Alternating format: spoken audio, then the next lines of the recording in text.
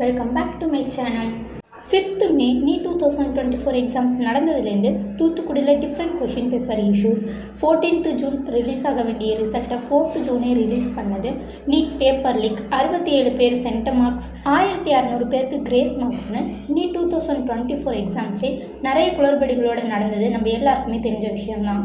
இப்போ NEET 2024 எழுதி முடித்தவங்களா இருக்கட்டும், NEET 2025க்கு ப்ரிப்பேர் பண்ணிட்டு இருக்கிறவங்களாகட்டும், எல்லாருக்குமே இந்த NEET 2024ஓட ஸ்கேம் பற்றி நிறைய டவுட்ஸ் இருக்குது. அதுலேயும் முக்கியமாக ரீநீட் 2024 நடக்குமா நடக்காதா, அதுக்கு ப்ரிப்பேர் பண்ணலாமா வேண்டாமா, சுப்ரீம் கோர்ட்டோட ஜட்ஜ்மெண்ட் என்ன, அதுக்கு NTA ரெஸ்பான்சஸ் என்ன, இதே NEET 2025லையும் ஸ்கேம்ஸ் நடக்காது அப்படிங்கிறதுக்கு என்ன அஷூரன்ஸ், இதெல்லாம் தான் மெயின் கொஷின்ஸாக இருக்குது. இந்த எல்லா கொஷின்ஸ்க்கான டீட்டெயில் ஆன்சர்ஸை தான் இந்த வீடியோவில் பார்க்க போகிறோம். வாங்க நம்ம வீடியோக்குள்ளே போகலாம். ஃபஸ்ட்டு கொஷின், ரீநீட் 2024 நடக்குமா நடக்காதா, அதுக்கு ப்ரிப்பேர் பண்ணலாமா வேண்டாமா? நிறைய இடங்களில் நானுமே பார்க்குறேன், ரீநீட் 2024க்கு ப்ரிப்பேர் பண்ணுறேன் அப்படின்னு படிக்கவே நிறைய பேர் ஸ்டார்ட் பண்ணிட்டாங்க. அதுவும் இல்லாமல் நிறைய கோச்சிங் சென்டர்ஸ்லாம் ரீநீட்டுக்கு கிராஷ் கோர்ஸ் நடத்துகிறோம் அப்படின்னு கோர்சஸ்லாம் சேல் பண்ண ஸ்டார்ட் பண்ணிட்டாங்க. ஆனால் ரீநீட் நடக்கும் அப்படிங்கிறது எல்லாருமே ஒரு அசியூமில் தான் சொல்கிறாங்களே தவிர அஃபிஷியலாக நமக்கு எந்த கோர்ட் ஆர்டரும் வரல. இப்போதைக்கு சுப்ரீம் கோர்ட் அண்ட் NTA சைட்லேருந்து வர ரெஸ்பான்சஸை பற்றி பார்த்தோம்னா NEET 2024 ரீநீட் நடக்கிறதுக்கான சான்சஸ் இல்லை அப்படிங்கிற மாதிரி தான் இருக்குது. அது அப்படி சொல்கிறீங்க அப்படின்னு கேட்டால், நாளைக்கு அதாவது 23 ஜூன் கருணை மதிப்பெண்கள் வழங்கப்பட்ட 1563 ஸ்டூடெண்ட்ஸ்க்கு ரீ எக்ஸாம் அப்படிங்கிறது நம்ம எல்லாருக்குமே தெரியும்.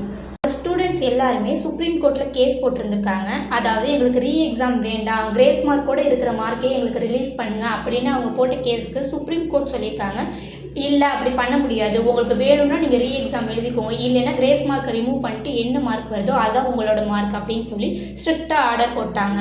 அது மட்டும் இல்லாமல் ஜூலை 6th கவுன்சிலிங் கண்டிப்பாக நடக்கும் அப்படின்னும் NEET 2000 ரிலேட்டடான கேசஸ்க்கு CBI இன்வெஸ்டிகேஷனுக்கான உடனடி உத்தரவை பிறப்பிக்க முடியாது அப்படின்னும் சுப்ரீம் கோர்ட் சொல்லியிருக்காங்க. சுப்ரீம் கோர்ட்டோட இந்த ஜட்ஜ்மெண்ட்ஸ் எல்லாமே நமக்கு ரீநீட் நடக்காது அப்படிங்கிறத உறுதிப்படுத்துது.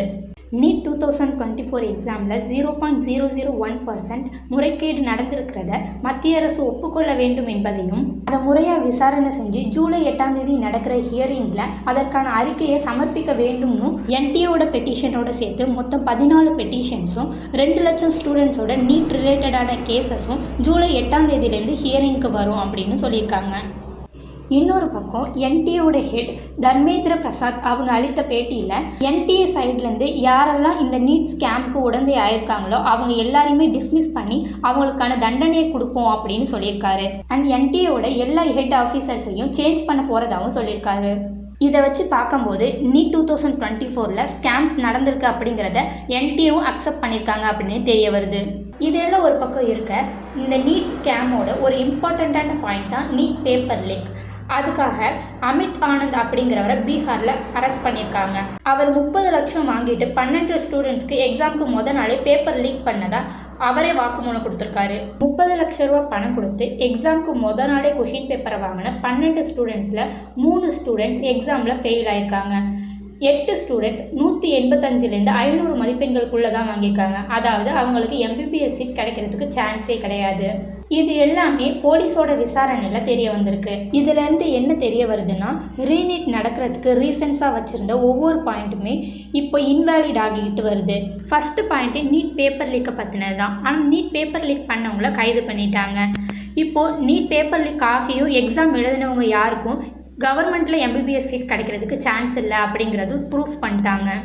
ரெண்டாவது, கிரேஸ் மார்க்ஸ் கொடுத்த இஷ்யூலையும் அந்த ஸ்டூடெண்ட்ஸ் எல்லாருக்குமே கிரேஸ் மார்க்கை ரிமூவ் பண்ணிவிட்டு புதுசாக எக்ஸாம் கண்டக்ட் பண்ணுறதுக்கு தயார் பண்ணிட்டாங்க. NTA head Dharmendra Prasad net எக்ஸாமை ரத்து செஞ்ச மாதிரி நீட் எக்ஸாமை ரத்து செய்ய மாட்டோம் அப்படின்னும், NEET 2024 எல்லா முடிவும் இனிமேல் சுப்ரீம் கோர்ட்டோட ஆர்டர் படி தான் நடக்கும் அப்படின்னு சொல்லியிருக்காங்க.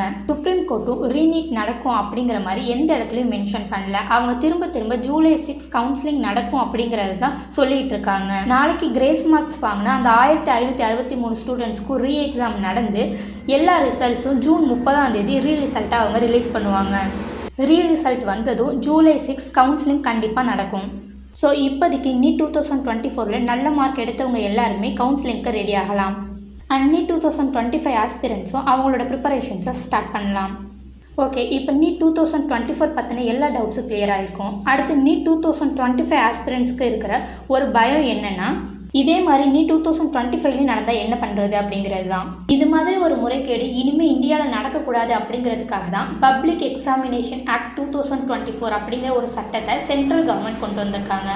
அதில் மத்திய அரசு என்ன குறிப்பிட்டிருக்காங்கன்னா, நாடு முழுவதும் நடைபெறும் பொதுத் தேர்வுகள் மற்றும் நுழைவுத் தேர்வுகளில் நடக்கும் முறைகேடுகளை தடுக்கவும், பொதுத் தேர்வுகள் நேர்மையற்ற வழிமுறைகளை பின்பற்றுவதை தடுக்கவும் இந்த சட்டத்தை அமல்படுத்தியது மத்திய அரசு அப்படின்னு சொல்லி, இதன்படி மோசடியில் ஈடுபடுபவர்களுக்கு இச்சட்டத்தின் கீழ் 5 முதல் 10 ஆண்டுகள் வரை சிறை தண்டனையும் குறைந்தபட்சம் 1 கோடி ரூபாய் வரை அபராதமும் விதிக்கப்படும் அப்படின்னு சொல்லியிருக்காங்க.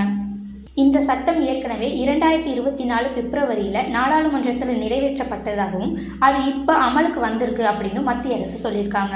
ஸோ இதெல்லாம் வச்சு பார்க்கும்போது இனிமேல் எல்லா எக்ஸாம்லேயும் ஸ்ட்ரிக்ட் ரூல்ஸை ஃபாலோ பண்ணுவாங்க அப்படின்னு நமக்கு தெரியுது. அது மட்டும் இல்லாமல் இனிமேல் எக்ஸாம்ஸில் ஸ்கேம்ஸ் அதிகமாக நடக்கிறதுக்கான சான்சஸ் இல்லை அப்படின்னு தெரியுது.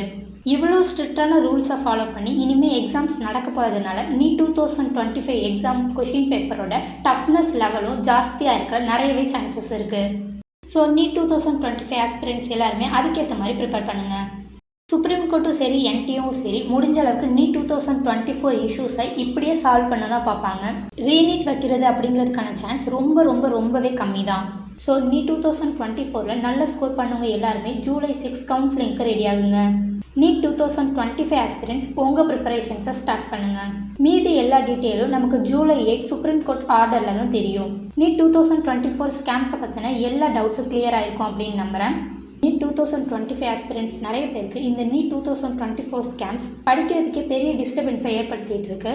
அப்படியெல்லாம் இருக்கக்கூடாது, ஒரு கிளியரான ஐடியா எல்லாருக்குமே கிடைக்கணும் அப்படிங்கிறதுக்காக தான் இந்த வீடியோ.